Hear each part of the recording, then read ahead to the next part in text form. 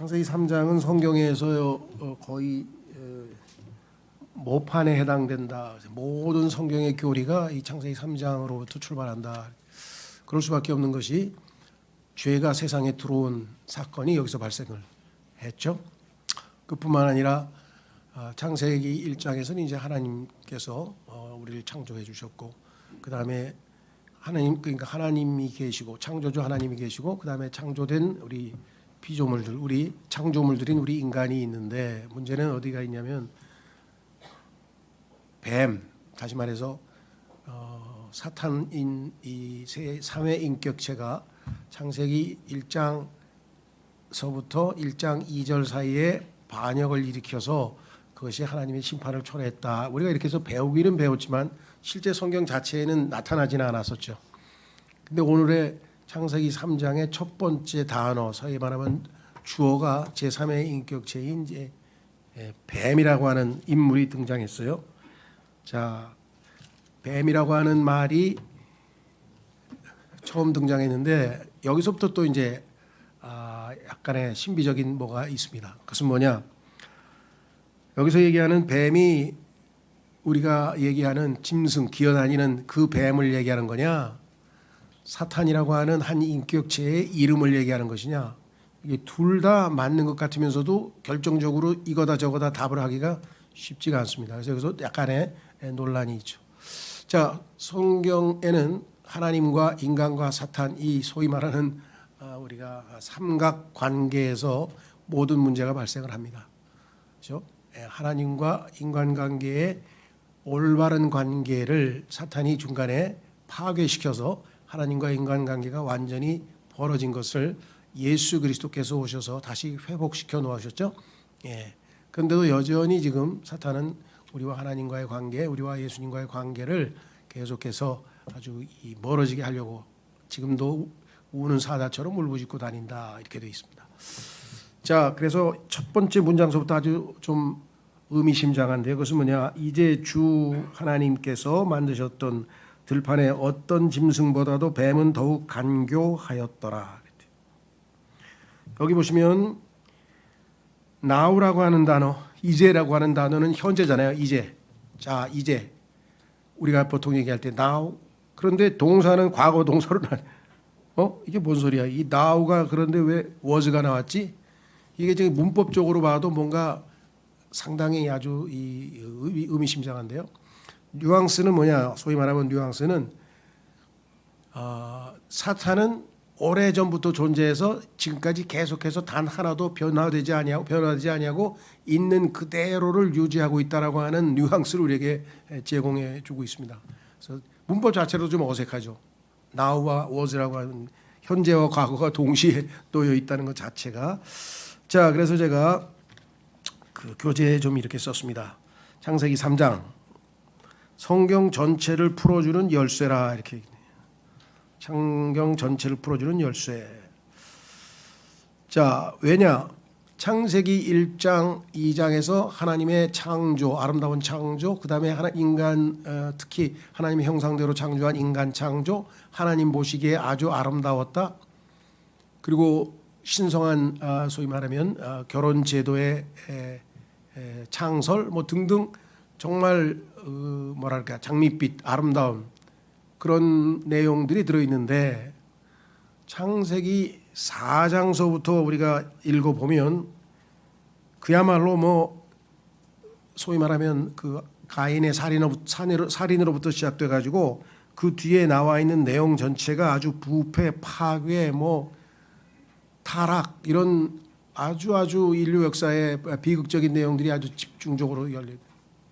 그러니까 창세기 1장, 2장, 그다음에 3장, 4장인데 1장, 2장의 분위기와 4장의 분위기가 너무나도 아주 대조적이다 이 말이죠.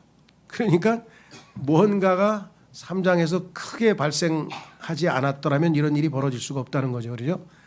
그래서 창세기 3장에서는 정말 우리가 그렇게 자주 언급하는 이 죄라고 하는 실체가 세상 안으로 들어오게 됩니다.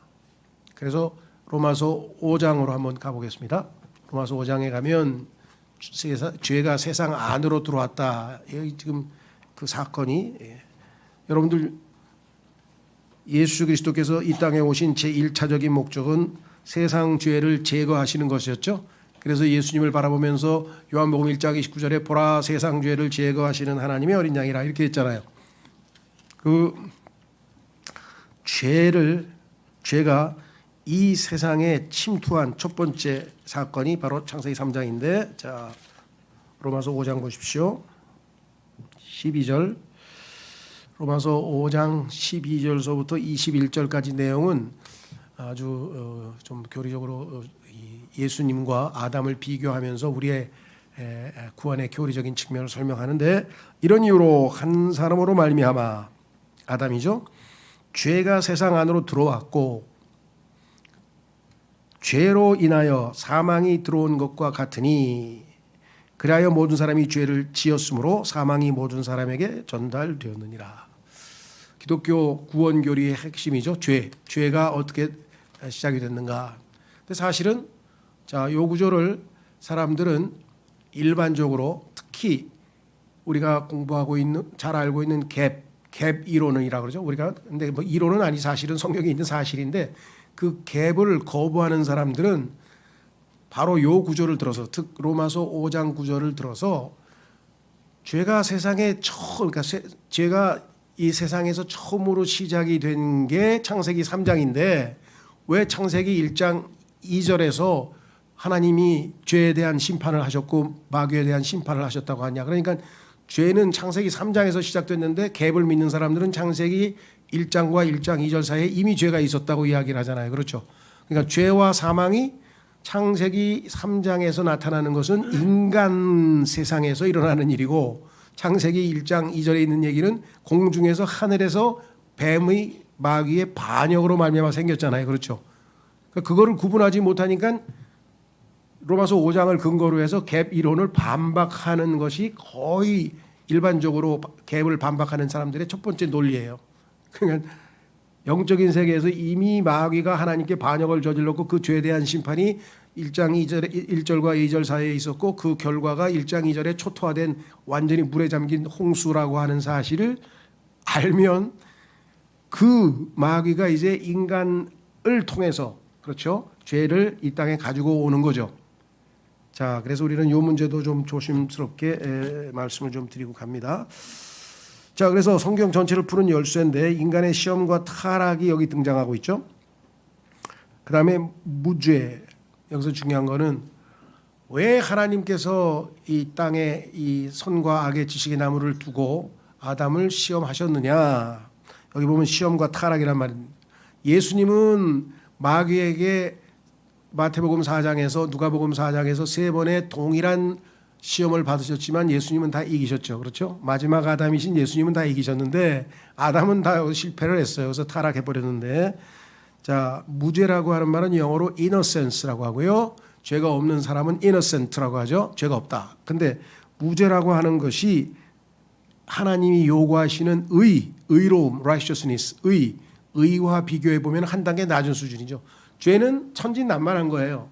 그러니까 무죄라고 하는 것은 죄를 안 지은 것뿐이죠. 그런데 시험에 걸렸는데 시험이 닥쳤는데 그 시험 속에서 이겨내서 예수님처럼 죄를 짓지 아니하고 승리해서 이겨낸 것 그건 의죠. 그러니까 의라고 하는 것은 하나님이 원하시는 것은 의지 무죄 상태를 원하시는 게 아니에요. 그래서 하나님께서는 인간에게 의롭게 될 수 있는 칭의, 의롭다고 인정받을 수 있는 기회를 제공해 주신 것이죠. 문제는 여기 나와 있죠. 의로움이란 시험에 직면한 상태에서도 무죄함을 유지하는 것입니다. 예수님처럼 천진난만은 시험을 받아보지 않은 어린아이에게 속한 것이 시험을 하나도 시험 안 보면 시험 안 보면은 그 사람이 실력이 있는지 없는지 그걸 어떻게 알아요? 시험을 봐서 통과를 해야 실력이 있다는 걸 인정받겠죠. 그래서 의로움이란 악 대신 선을 자발적으로 선택한 성숙한 성도에게 속한 것이다. 하나님께서 아담에게 기대했던 것은 선과 악의 지식의 나무를 하나님의 말씀에 순종해서 따먹지 않는 것이었죠. 그래서 시험에 통과하는 것이었는데 시험에 실패하고 말았습니다. 그래서 성경은 의로움과 사랑을 한 쌍으로 여긴다. 그 얘기는 뭐냐면 하나님께서 인간을 사랑하셨지만 이 시험을 통과해서 인간이 의롭다고 인정받을 때야 비로소 하나님과의 올바른 관계가 유지가 되지요. 만약에 이 시험이 없다면은 인간과 하나님과의 관계는 불완전한 관계. 사랑은 일방적으로 하나님으로부터 받지만 우리가 하나님 앞에 의롭다고 인정받는 방법은 없는 거죠. 자, 그래서 요 내용을 우리가 좀 조심스럽게 말씀을 좀 드립니다. 자, 그래서 성품은 시험이라는 수단을 통해서 비로소 우리에게 형성된다. 성경에 보니까 하나님께서 자 아브라함에게 어떻게 했어요? 창세기 22장 펴보십시오. 성경에서 많은 분들이 오해하고 있는 단어 하나가 있는데 그게 바로 이 시험이란 뜻이에요. 시험. 시험은 관점에서 볼 때 두 가지로 볼 수 있는데 하나는 유혹하는 거예요. 시험이라고 하는 것이 유혹이라는 뉘앙스를 풍기게 되면은 마귀가 우리로 하여금 죄를 짓도록 이렇게 꼬여내는 거죠. 살살 꼬여서 죄를 짓도록 만드는 것이고요. 또 하나의 시험은 테스트를 하는 거예요. 시험을 통과하면 자 아브라함은 분명히 하나님 앞에 의롭다고 인정받았어요. 창세기 17장에서 그렇죠. 하나님 말씀 믿었잖아요. 그래서 의롭다고 인정받았다고 성경에 써 있어요. 그런데 그것을 어떻게 입증할 수 있어요? 창세기 22장에서 하나님께서 시험을 통해서 입증하셨다. 보십시오. 창세기 22장 1절 그리고 이 일들이 있은 후에 다음과 같은 일이 있었으니 하나님께서 아브라함을 시험하시며 그에게 말씀하시기를 자 아브라함을 시험하셨다고 분명히 나와 있죠. 이것은 죄를 짓도록 유도한 시험이 아니라 하나님께서 정하신 그 테스트를 통과해서 아브라함이 정말 믿음의 조상임을 만천하에 입증한 것이죠.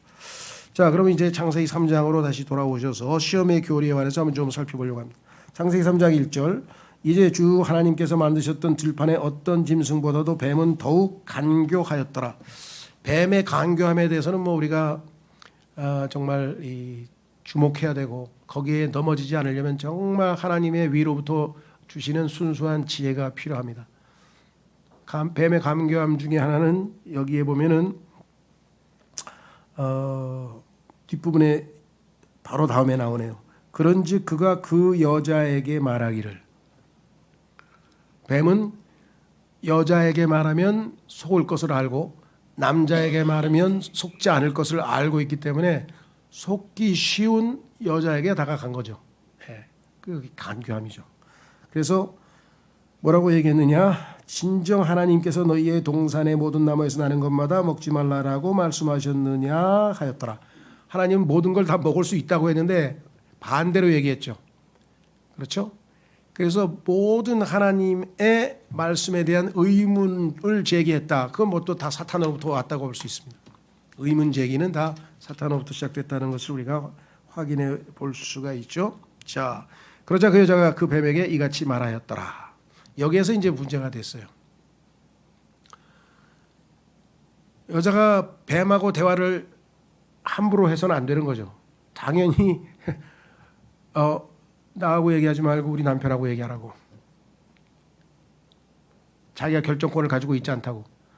여기서 그냥 다급하게 바로 자기가 뱀을 상대한 것부터가 문제였는데 더더군다나 아주 부주의하게 하나님의 말씀을 정확하게 인용하지 않았죠?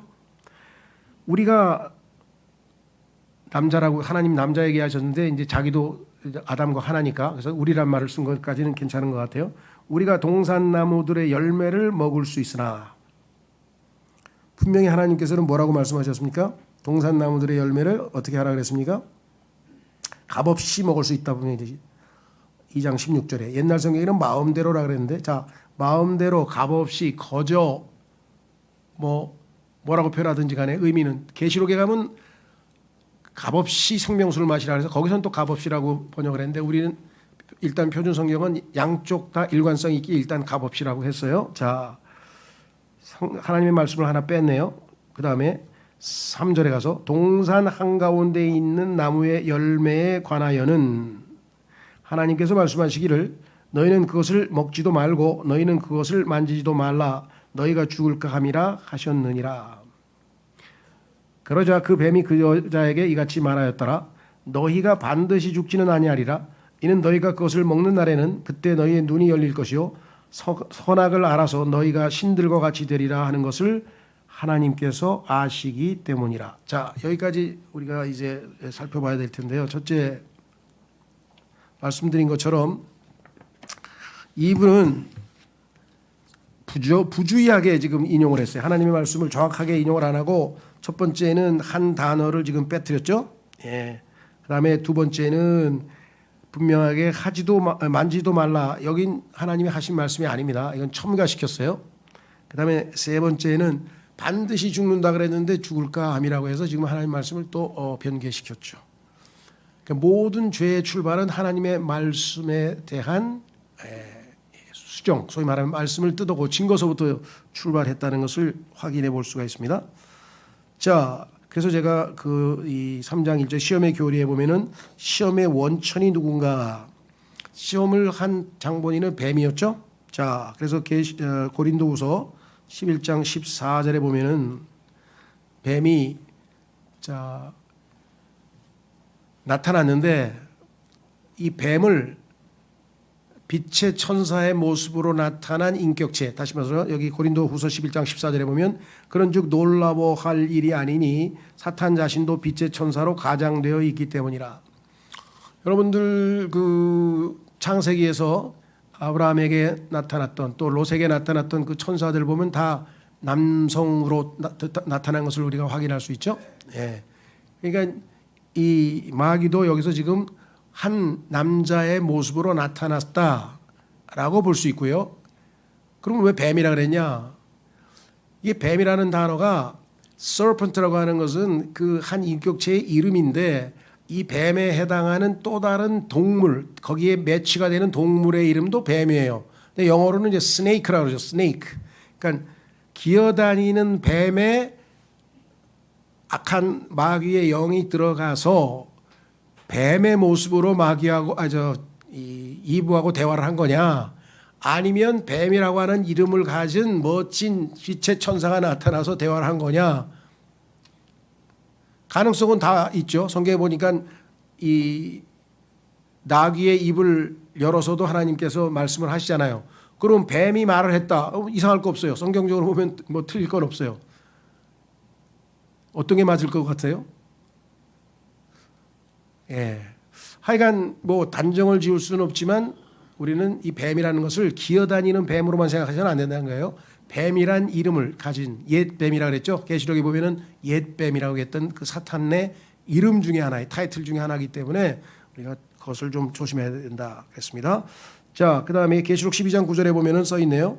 그리하여 거대한 용이 쫓겨났으니 마귀라고도 불리고 사탄이라고도 불리는 그 옛 뱀, 바로 이 창세기 3장 1절에 등장했던 그 옛 뱀, 곧 온 세상을 속이는 자라. 그가 땅으로 쫓겨났고 그의 천사들도 그와 함께 쫓겨났더라. 그래서 뱀은 사탄의 타이틀 중에 하나다.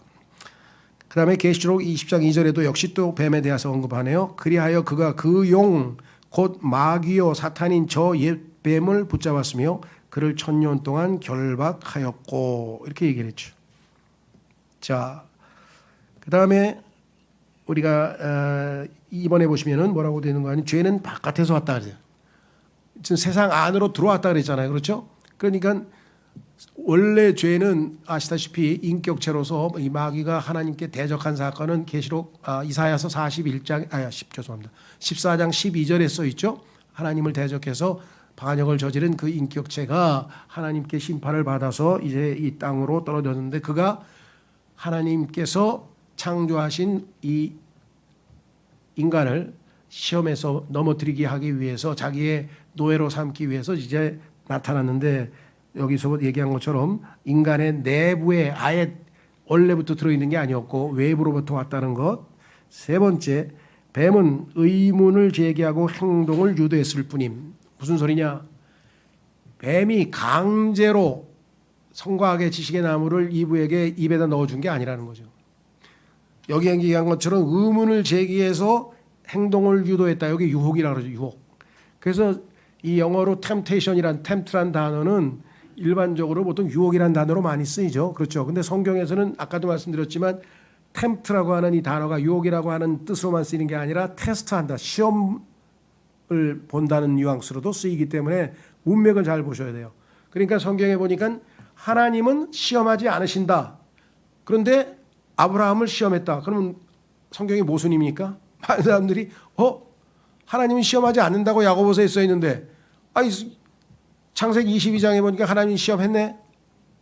그러니까 두 가지 의미에서 하나는 안 하시는 거죠. 죄를 짓도록 유혹을 하는 분은 아니에요. 하나님은. 그렇죠. 죄를 짓도록 유혹하는 그 템터. 성경에 보니까 데살로니가 전서 3장 5절에 마귀의 타이틀이 템터야. 유혹하는 자. 하나님은 그런 분 아니야. 그러나 하나님은 테스트를 통해서 확고하게 믿음을 심어줄 수 있는 분이죠. 그래서 아브라함을 시험했다 그런 거예요. 그러니까 아브라함을 시험했다는 얘기는 테스트했다는 뜻으로 쓰인 것이고, 하나님은 시험하시는 분이 아니라고 할 때는 유혹하시는 분이 아니라는 뜻으로 쓰였어요. 그러니까 이게 우리말로는 이게 모순이지만 영어로 보면 뉘앙스가 두 가지가 들어있기 때문에 모순이 안 된다는 사실을 꼭 아셔야 됩니다.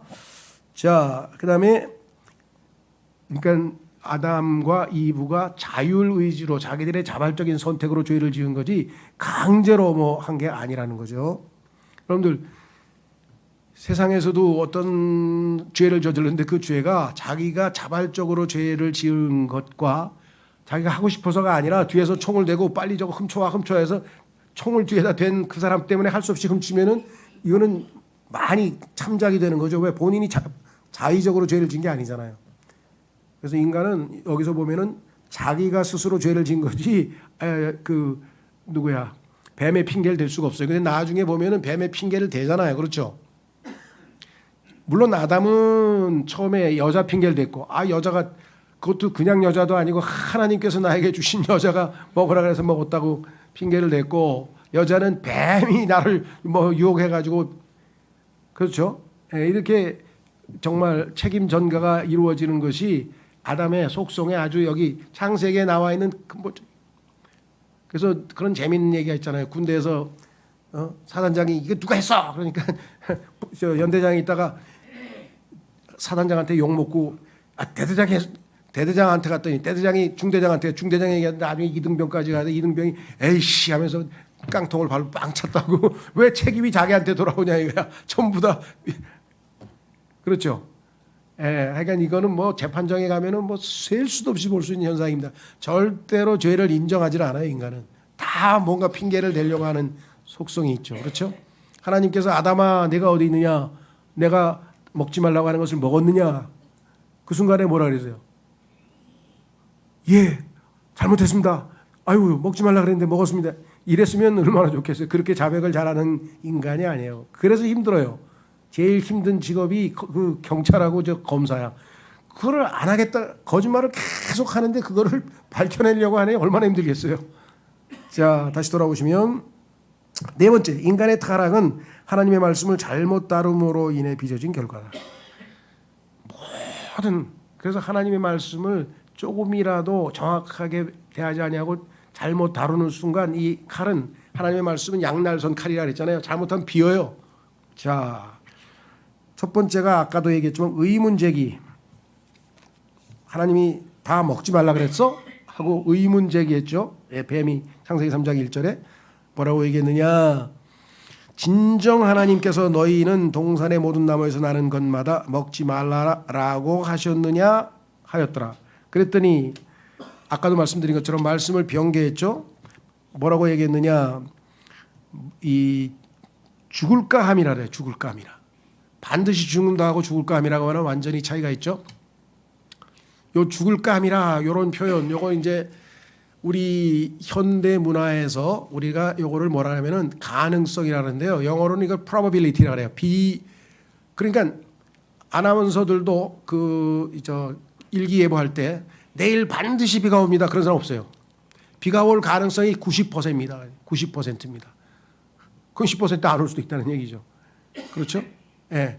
그러니까 하나님께서는 반드시 둘 중에 하나예요. 그렇죠? 비가 오든 안 오든 둘 중에 하나인데 인간은 비 올 가능성이 몇 % 이렇게 하는 거예요. 여기서 죽을까 함이라는 건 안 죽을 수도 있다는 얘기를 했죠. 자, 그래서 여기 한 가지 중요한 단서가 있습니다.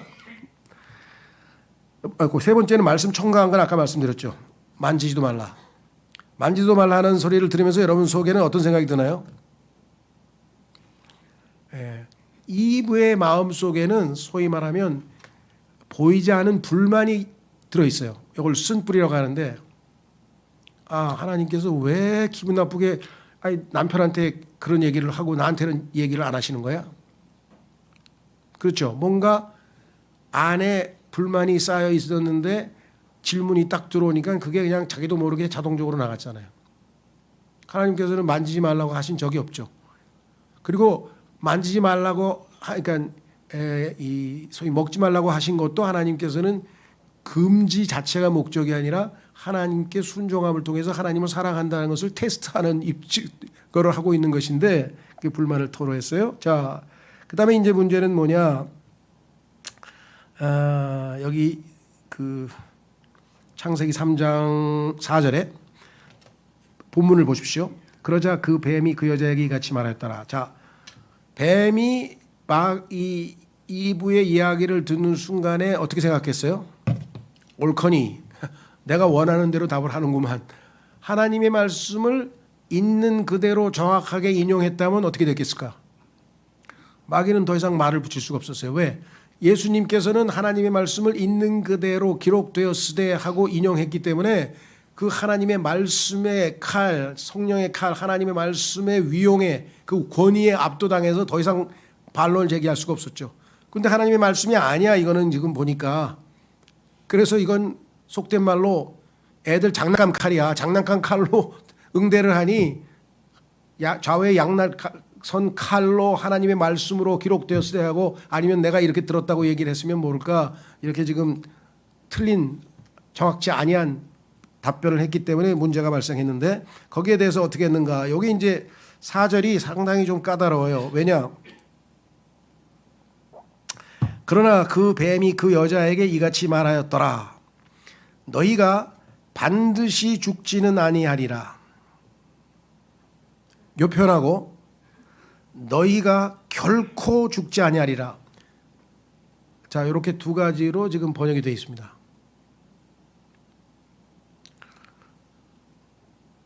제가 알기로는 권위역과 공인역과 표준역 요 세 가지 성경은 반드시 죽지는 아니하리라. 100% 절대 안 죽는 건 아니야. 절대 죽는 건 아니야. 안 죽을 수도 있어. 요거 여지를 남겨놨죠. 그러니까 반드시 죽지는 아니하리라 무슨 말씀이 이해가 되겠죠. 다른 성경들은 결코 죽지 않는다. 그러니까 절대 안 죽어. 마음껏 먹어. 절대 안 죽어. 절대 안 죽어. 이렇게 마귀가 이브를 속였다 이렇게 생각하고 있는 것이고 또 다른 번역은 하나님은 반드시 죽는다고 했는데 반드시는 아닐 거야. 반드시 죽지는 않아. 안 죽을 수도 있어. 여러분 뱀이 어떻게 얘기했다고 생각하세요? 제 생각에는 후자인 것 같아요. 그러니까 아무리 여자가 멍청해도 그렇지 절대 안 죽어 그러면 그걸 믿겠어요? 여러분 생각은 어떠세요? 하나님은 반드시 죽는다 그랬는데 절대 안 죽는다 그러면 그렇게 아주 그냥 100% 거짓말하면 그걸 믿을까? 이 제 생각이고요. 두 번째는 그 다음부터 이 세상의 모든 문화는 100%가 없어요. 다 가능성이야. 그렇죠? 예, 그래서 요 위치가 이제 반드시 죽지는 아니하리라 할 때 아니한다는 영어의 not, not이라고 하는 단어의 위치가 반드시라는 단어 앞에 딱 들어가 있어요. 그래서 not surely 이렇게 돼 있거든요. 그래서 우리가 보통 일반적으로 만약에 절대 안 죽는다라고 하려면 surely you shall not die. 절대로 안 죽어. 절대로 안 죽어. 걱정 마. 이렇게 돼야 되는데 이 surely 위치가 not 바로 다음에 나와 있기 때문에 반드시는 아니야. 여러분들 혹시 학창 시절에 부분 부정이라는 거 배우셨나요? 야, 너는 왜 항상 지각하냐? 그랬더니 선생님, not always. 나는 항상 하지는 않았어요. 그냥 아주 열에 대여섯, 일곱, 여덟 번은 했지만 두세 번 안 했잖아요, 지각. 항상은 아니에요. 요거 아주 간교하죠. 저는 그렇게 생각하게 돼요. 근데 이 문제에 대해서 이렇게 생각하는 사람이 안타깝게도 소수야. 다수가 아니야. 다수는 절대 안 주고 마음대로 먹어도 돼. 이렇게 했다고 해석을 하는 거예요. 나는 거기에 동의가 잘 안 돼요. 근데 다행히도 뭐 로카면 박사를 포함해가지고 하여간 뭐 또 우리 강희정 형님도 그렇고 번역하신 분들 중도 그렇고 그걸 설명하시는 주석하시는 분도 요거는 간교하게 반드시는 아니야. 안 죽을 수도 있어라고 하는 그렇게 뉘앙스를 넣었다라고 해석도 하고 번역도 하셨어요. 그래서 요거는 이제 여러분에게 숙제로 맡깁니다. 저도 지금 리스트가 있어요. 셋째 하늘에 가면 하나님 앞에 질문할 거, 성경 해결이 안 된 거. 그 중에 가장 중요한 것 중에 하나가 요거예요. 자, 그래서 요거는 킹제임스 성경 번역본도 다 다르다. 공인역, 권위역, 표준역 요 세 개만 이렇게 번역했고 나머지는 결코라고 다 이렇게 100% 부정으로 번역을 했다는 거. 그래서 요거는 약간 숙제로 좀 남겨놓고요. 자, 두 번째는 어디에 있느냐? 요거는 그 다음 말이에요. 자, 5절에 이는 너희가 그것을 먹는 날에는 그때 너희의 눈이 열릴 것이요. 열릴 것이요? 열렸습니다. 그 다음에 선악을 알아서 알게 됐습니다. 한 것대로 거의 대부분 맞았어요. 아닌 것도 있지만. 자, 그 다음에 보세요. 너희가 신들과 같이 되리라는 것을 하나님께서 아시기 때문이라. 킹제임스 성경에만 신들이라고 돼 있어요. 다른 모든 성경에서는 대문자 God으로 해서 하나님이라고 써 있어요. 하나님. 제가 볼 때는 이것도 그래요. 마귀가 멍청하지 않고서야 이브에게 야, 너 이거 먹으면 하나님처럼 될까 봐 그러는 거야. 온 우주 만물을 창조하신 하나님처럼 된다고 그렇게 해가지고 속겠어요? 자, 창세기 6장에 보면은 하나님의 아들들이 거기에 있다가 사람의 아들들을 보고 사람의 딸들을 보고 그래가지고 취해서 자기 부인으로 삼았다고 성경에 써 있잖아요. 그죠? 그러면 이 당시에는 지금 소위 성경에서 신들, 그다음에 천사들, 그렇죠? 예. 신들이라고도 번역이 되기도 하고 천사들이라고도 번역이 되기도 하고 하나님의 아들들이라고 하는 이 존재 GODS 소문자로 한 그 Gods가 이때 함께 있었어요. 사람들처럼 천사들이 사람처럼. 그래서 뱀이 알잖아. 너보다 한 단계 위야 이 사람은. 왜? 자, 찾지 않겠습니다. 시편 8편에 보면은 하나님께서 인간을 어떻게 창조하셨다 그랬어요? 천사들보다 한 단계 낮게 창조했다니. 천사들은 영적인 존재이기 때문에 훨씬 구약 성경에 보니까 천사 한 사람이 군인 18만 5천 명을 죽였어요. 전쟁에서. 천사 한 사람이 한 사람이 아니지 한 천사가. 그러면 그 차이가 얼마나 나겠어요. 그리고 영적인 존재니까 시공간을 자유롭게 할 거 아니에요. 그러니까 이브가 원하는 건 뭐예요? 야, 나도 저기 천사처럼 저렇게 훨씬 더 한 단계 더 높게 업그레이드 됐으면 좋겠다. 그래서 인간이 한 단계 업그레이드 되기를 바라는, 즉 인간이 인간의 유한한 제한적 조건들을 시공을 뛰어넘어서 뭔가 한 단계 업그레이드 되고 싶은 욕망은 항상 인간의 마음속에 들어 있었던 것이죠. 그렇죠? 예. 그래서 요거를 인간을 초월했다. 그게 슈퍼맨이에요. 슈퍼 한 단계 넘어갔어요. 그러니까 슈퍼맨이라는 단어는 요즘에는 가계 슈퍼에서 아주 값싸게 쓰이지만 원래는 굉장한 철학적인 용어예요. 이 단어를 최초로 쓴 사람이 니츠라고 하는 독일 철학자예요. 인간이 인간의 의지를 통해서 인간을 초월하자. 그러니까 인간보다 한 단계 더 높은 존재가 되자. 그게 그 사람의 철학의 목적이거든요. 그러니까 그 욕구가 어디서 나왔다는 거예요? 마귀의 유혹으로부터 시작이 된 거예요. 그러니까 인간이 인간보다 한 단계 더 넘어가고 싶다. 그게 지금 뭐예요? AI를 최대한 개발해가지고 인간보다 더 똑똑한 AI를 만드는. 그렇죠? 예. 네. 그 지금 벌써 뭐 그 의사는 이렇게 해서 이거 진단을 딱 했더니 AI한테 갖다 줬더니 AI가 그거 아니야. 다른 거야. 병을 잘못 짚었어. 그러니까 AI가 지금 계속 승리하고 있어요. 바둑에서도 승리하고 레디오그래피 방사선 그거 확인하는 것보다 더 똑똑하고 의사는 자꾸만 이제 오진을 하는데 AI가 다 고쳐주고 이게 지금 세상이 지금 가고 있는 거죠. 그래서 지금 신들이라고 정확하게 번역한 성경 킹제임스 성경밖에 없어요. 다른 성경들은 다 대문자로 God 하나님처럼이라고 되어 있어요. 왜 킹제임스 성경이 정확한 성경인지 아시겠죠? 예. 자, 그래서 창세기 1장에 나오는 엘로힘, 히브리어로 엘로힘이라고 하는 단어가 있는데 이 단어는 창세기 1장 1절에서는 대문자로 God, 3인칭 단수로 하나님, 한 분 하나님으로 번역했어요.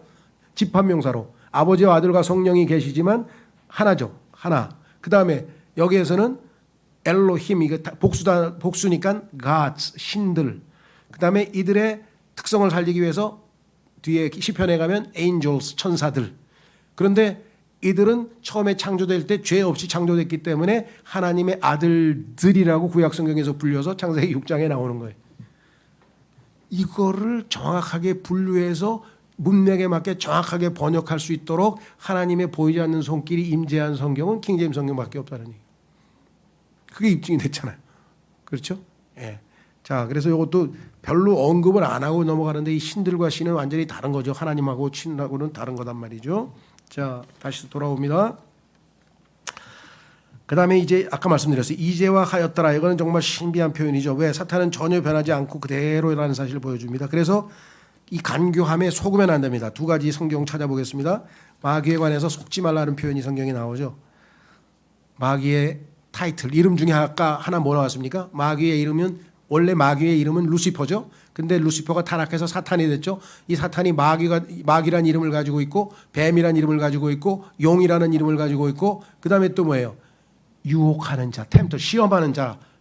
데살로니가 전서에 보면은 이름이 템터야, 템터. 속이는 자, 시험하는 자. 그다음에 뭐예요? deceiver, 속이는 자. 그러니까 예수님의 이름도 많고 타이틀도 많지만 마귀도 엄청나게 많아요. 성경에 보면 예수님을 예표하는 많은 18명의 인물이 나오는가 하면은 마귀를 예표하는 인물도 18이 나옵니다. 마귀와 예수님을 비교하면 엄청나게 유사해요. 왜? 모방하는 거니까. 이미테이터잖아요. 그래서 성경에 보면은 여기도 목자, 여기도 우상 목자, 타이틀이 거의 똑같아. 여기는 주의 그리스도, 여기는 뭐예요? 적 그리스도. 계속 가다 보면 그래서 정말 마귀가 예수님을 잘 모방하는구나. 그렇게 해서 속일 수 있죠, 사람을. 자, 두 번째도 속이지 말라 그랬습니다. 우선 보겠습니다. 갈라디아서 6장 7절에 속지 말라. 하나님께서는 농락당하지 아니하시느니라. 이는 사람이 무엇을 뿌리든지 그가 그것 또한 거둘 것이기 때문이라. 또한 에베소 4장 27절에 또한 마귀에게 틈을 주지도 말라.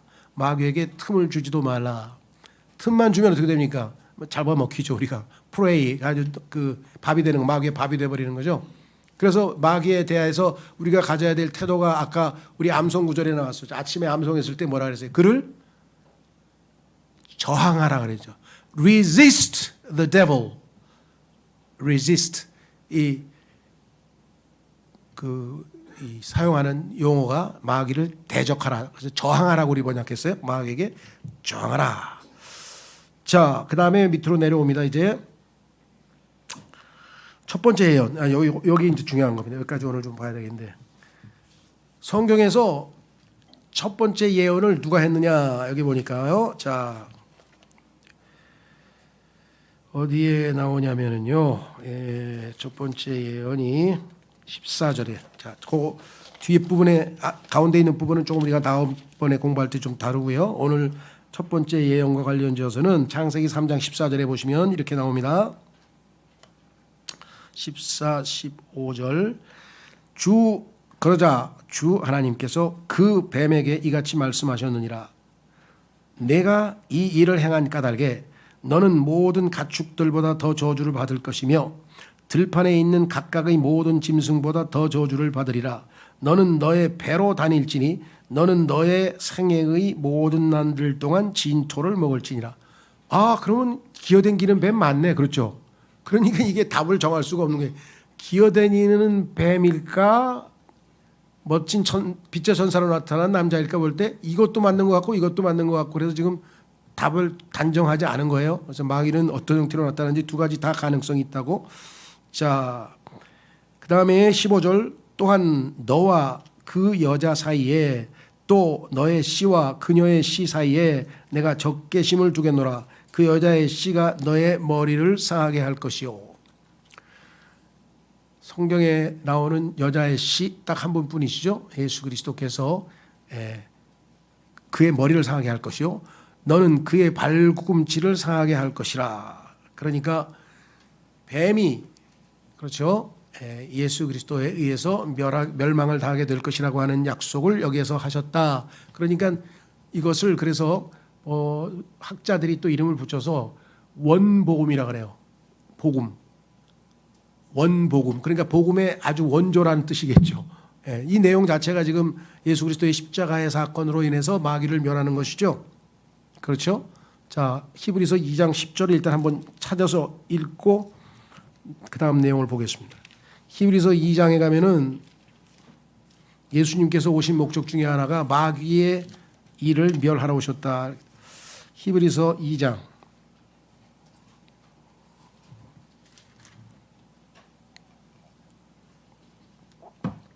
히브리서 2장 여기 써 있네. 제가 찾았네요. 죄송합니다. 화면에 띄었네요. 히브리서 2장 14절. 히브리서 2장 14절에 보니까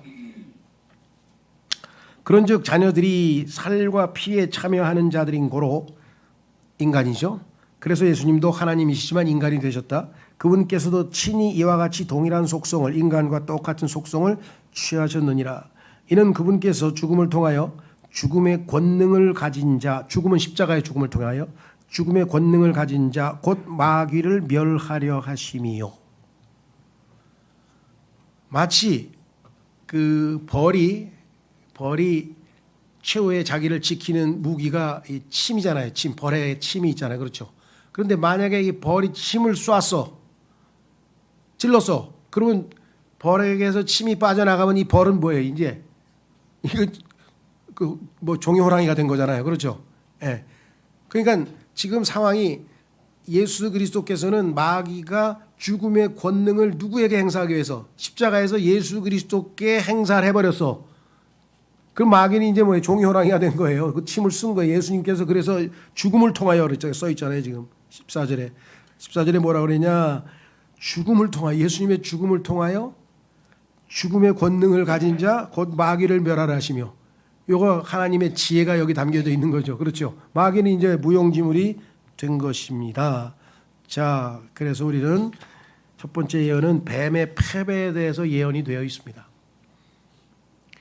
하나님께서 인간을 창조하신 목적은 두 가지. 하나님을 표현하기 위해서, 하나님이 어떠하신 분임을 만천하에 알리기 위해서. 그래서 하나님의 형상대로 지음받았죠. 구원받은 후에도 예수 그리스도께서 우리 안에 들어오셨습니다. 그래서 예수 그리스도의 속성이 삶의 표현이 우리를 통해서 나타납니다. 우리가 예수 그리스도를 나타내죠. 내가 사는 것이 아니요 그리스도께서 내 안에 사는 것이라. 두 번째는 뭐냐? 우리를 구원하신 목적은 뱀을 제거하는 거예요. 뱀을 제거하는 거.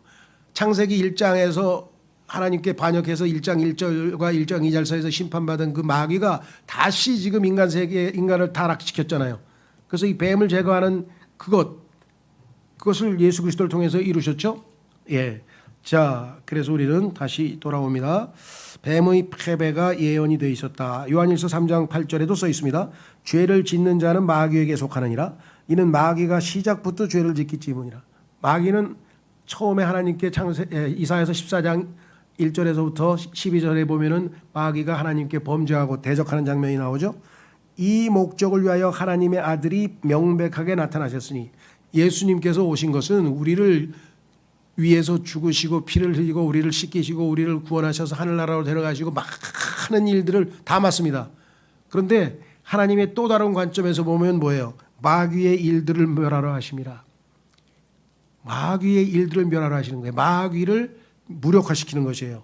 자, 그 다음에 이사야서 7장 14절에 보시면 두 번째 원복음, 다시 말하면 창세기 13장 14, 15절에 나오는 첫 번째 예언의 핵심 내용 중에 하나가 처녀 탄생이에요.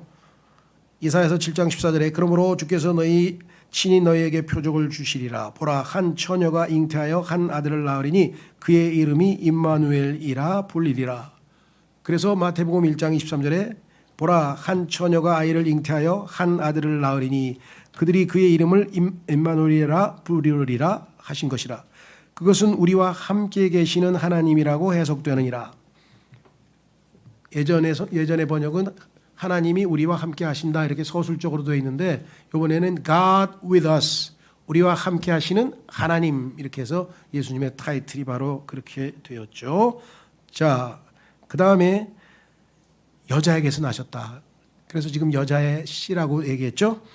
갈라디아 4장 4절에 그러나 그때의 충만함이 이르자 하나님께서 자신의 아들을 파송하셨으니 여자에게서 조성되셨고 율법 아래에서 조성되셨도다. 그래서 처녀 탄생에 대한 예언과 성취와 확증이 성경 구절에 분명하게 나와 있습니다.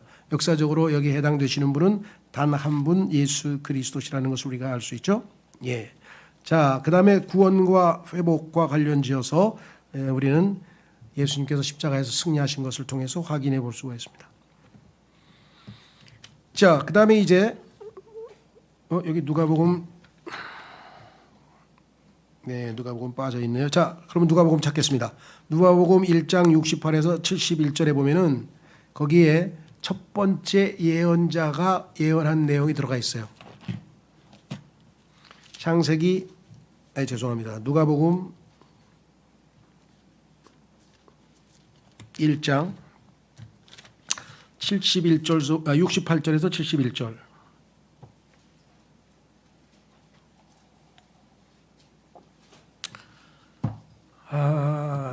침례인 요한의 아버지 사카랴가 이제 예언을 합니다. 그렇죠? 예. 67절부터 보시면 이렇게 써 있잖아요. 이후에 그의 아버지 침례인 요한입니다. 사카랴가 성령님으로 충만해져서 예언하며 이같이 말하였더라. 이스라엘의 주 하나님께서 찬양받으시기를 바라노라. 이는 그분께서 자기 백성을 찾아오셨고 구속하셨기 때문이라.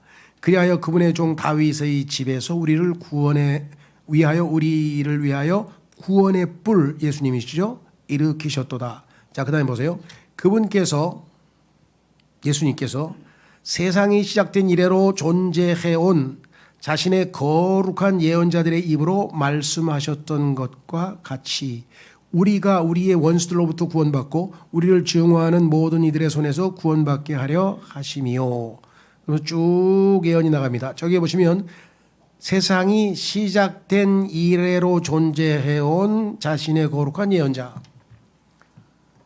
창세기 3장에서는 누가 말씀하신 건가요? 창세기 3장 14절에 그러나 주 하나님께서 그 백성에게 이같이 말씀하셨느니라 하면서 지금 하나님께서 예언하셨죠? 그렇죠. 그런데 창세기 그 3장 위쪽으로 올라가 보십시오. 8절. 창세기 3장 8절에 보시면 그리고 하루 중 선선할 때 동산에서 거니시는 주 하나님의 음성을 그들이 들었더라. 여러분 어떠세요? 자, 동산에서 하나님이 거니시고 있다. 그건 뭐 맞는 말씀이에요. 그런데 주 하나님의 음성을 그들이 들었다 그래서 음성.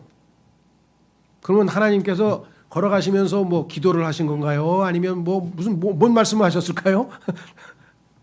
하나님의 음성이 들렸다 그랬는데 여러분 어떠세요? 저는 처음에 이게 이제 그 영어 문법으로 보자면 이렇게 해석할 수 있어요. 그리고 하루 중 신선할 때 주 하나님의 음성이 거니시는 소리를 들었다. 예수 그리스도의 타이틀이 하나님의 음성이야. 하나님의 말씀이라고도 불러. 예수님은 타이틀이 하나님의 말씀이라고도 하고 하나님의 음성이라고도 하는데 하나님의 음성이라고 하는 이름을 가지고 계신 예수님께서 걸어가시는 거예요. 걸어가시면 뭐가 들립니까? 발자국 소리가 들리고쩌벅쩌벅 소리가 들리고 아니면 뭐 소리가 들릴 거 아니에요. 지나가는 소리가. 그렇죠. 그렇게도 문법적으로 해석이 되고 그게 보통 해석이에요. 일반적인 해석은. 그렇죠? 네. 나는 누군가가 걸어오는 소리를 들었다. 걸어오는 누구의 음성을 들었다가 아니라 누군가가 걸어오는 소리를 들었다 이렇게 하잖아요. 그럼 이 문법이 거기에 해당되는 거예요. 그래서 하나님의 음성이신 예수님께서 3장 14절에서 예언했다고 볼 수도 있어요. 그래서 성경에 보니까 왜 이야기를 하느냐. 창세기에서 첫 번째 한 예언이 성경에서 말씀하시는 예언의 원칙이에요. 그래서 창세기 3장에서 한 첫 번째 예언과 일치하지 않은 내용은 다 거짓 예언이에요. 그러니까 예수 그리스도의 십자가를 통해서 우리에게 구원을 가져오고 마귀가 뱀이 패배하고 처녀 탄생이 있고 이 내용이 성경의 기본 예언의 기본 원칙이라 이 말이에요. 그래서 계시록 19장 10절에 뭐라고 써 있습니까? 예수님의 증언은 the spirit of prophecy. 예언의 영이라고 성경에 써 있잖아요. 그죠? 보세요. 계시록 19장 10절에 그러자 내가 그를 경배하려고 그의 두 발 앞에 엎드렸더라. 이에 그가 나에게 말하기를 요한이죠. 내가 그리하지 않도록 주의하라. 난 인간인데 왜 나한테 경배하냐 그랬죠. 나는 너의 동료 종이요 예수님의 증언을 가진 너의 형제들에 속한 자라. 하나님께 경배하라. 나 요한은 인간이니까. 그러면서 뭐라고 그랬어요? 이는 예수님의 증언은 뭐라고요? 예언의 영이기 때문이라. 예수님의 증언은 예언의 영이에요. 그래서 예수 그리스도께서 창세기 3장 14, 15절이 예언이라는 것을 우리가 알 수가 있는 거예요. 그렇죠? 첫 번째 예언. 그런데 그 예언이 어떤 내용이냐? 그것이 베드로 전서에 써 있어요. 자, 중요합니다. 창세기 3장에서 예수 그리스도의 첫 번째 예언이 나왔고 그다음에 계시록 마지막에서 예수 그리스도께서 예언의 영이라고 결론을 내렸고 자 그러면 성경에서 얘기하는 수없이 많은 예언들은 다 핵심이 뭐냐? 예수 그리스도의 초림과 재림이에요. 예수님께서 오셔서 뱀을 패배시키고 십자가에서 패배시키고 결국은 마지막에 승리하신다는 내용이잖아요. 그 내용이 어디에 나오는가? 자, 베드로전서 1장으로 가보겠습니다. 그래서 성경은 예언의 책이기 때문에 아주 죄송하지만 예언이란 단어를 성경에서 빼버리면 성경은 가치가 없는 거예요. 그 성경은 가치가 없는 거예요. 그렇잖아요. 예수님이 예언을 하셨는데 자 보세요. 뭐라고 했나? 베드로전서 1장 10절에서 12절까지 보겠습니다. 베드로전서 1장 10절에서 12절까지 자 혼들의 구원에 관하여 예언자들이 부지런히 조사하고 찾아보았으니 자 혼이 구원받는 문제가 뭔가 하고 예언자들이 부지런히 탐구했는데 그들은 너희에게 임할 은혜에 관하여 예언하였으며 그렇죠? 구약의 예언자들이 우리 그리스도인들 우리 이 땅의 교회 시대의 성도들이 은혜 받는 문제에 대해서 예언을 했는데 11절 그 내용이 뭐냐 죄송합니다. 그리스도의 영께서 자 그리스도의 영께서 미리부터 자 미리라 그랬어요. 미리부터 그리스도의 순환들과 뒤따를 영광을 증언하셨을 때 자 그리스도의 순환은 예수님의 초림 때 이루어졌죠. 예수님이 순환을 당하셨죠. 자 초림 때 그 다음에 뒤따를 뒤이어서 예수님께서 영광을 받으시죠. 재림 때 영광스럽게 나타나실 거 아니에요. 예수 그리스도의 영광스러운 나타나심을 기다리고 있다고 디도서 2장에서 얘기를 하셨으니까 자 그렇다면은 예수님의 초림과 재림을 그리스도의 영께서 예언하셨는데 어디에서 예언하냐 하면 구약의 예언자들 속에서 그리스도의 영이 예수님의 초림과 재림을 자신의 초림과 재림을 예언하셨다고 성경에 써 있죠. 뒤따를 영광을 증언하셨을 때 그들 안에 있던 그 영께서 그리스도의 영께서 무슨 내용인지를 그다음에 또 어떤 범주의 시기를 알려주셨는지 찾아보았느니라. 아 이게 언제 일어나는 일인가? 그러면 예수님께서 초림하셨을 때 때가 참에 여자에게서 하나님이 태어나신다는 거기서부터 시작해가지고 그 다음에 뭐예요? 유대인들이 왕을 거부해서 결국은 2000년 왕국이 연기되고 나중에 예수 그리스도께서 환란이 끝나고 다시 지상에서 재림하시게 될 것. 그래서 그때 왕으로 등극하시면서 영광을 받으실 것. 이 모든 것들을 찾아보았느니라. 부지런히. 자, 그들에게 계시된 것은 그들 자신들을 위해서가 아니라 왜 내용이 초림, 재림 다 예언자들은 그보다 몇백 년 전에 살았잖아요. 그러니까 자기들에 대한 얘기가 아니야. 우리들에 대한 얘기를 한 거야. 우리를 위해서 그들이 그것을 섬겼다는 것이라. 그러니까 구약의 예언자들은 예수 그리스도께서 그들을 통해서 우리 그리스도인들을 위해서 이 땅의 죄인들이 구원받을 사람들을 위해서 예언을 하신 거예요. 그것들은 하늘로부터 아래로 보내심을 받은 성령님과 사도행전 2장 더불어 너희에게 복음을 선포한 자들에 의하여 복음 전도자 사도 바울도 있고 복음을 선포한 사람들이 많죠. 이제 너희에게 전해진 것이며 그게 지금 너희가 듣고 있는 이 복음이다. 이 구원의 복음이 이 은혜의 복음이 이렇게 놀라운 하나님의 계획 가운데에 주어진 것이다. 얼마나 그 구원이 소중한지 얼마나 그 구원이 신비한지 얼마나 그 구원이 지혜롭고 위대하고 뛰어난지 천사들도 들여다보고자 열망하는 것이라. 그 내용을 그게 무슨 내용이냐 이거예요. 알고 보니까 온 우주 만물의 창조주께서 인간의 몸을 입고 이 땅에 와서 그렇죠.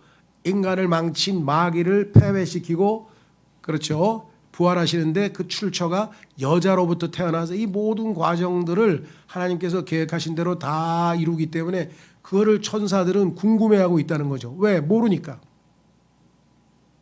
그죠? 예, 그래서 어떤 의미에서는 이제 우리 여기 예배 끝나시고 나서 여러분들 중에 이제 그 거리 설교 나가실 때 거리 설교 하실 때 지나가다가 아무도 안 들어도 걱정하지 마세요.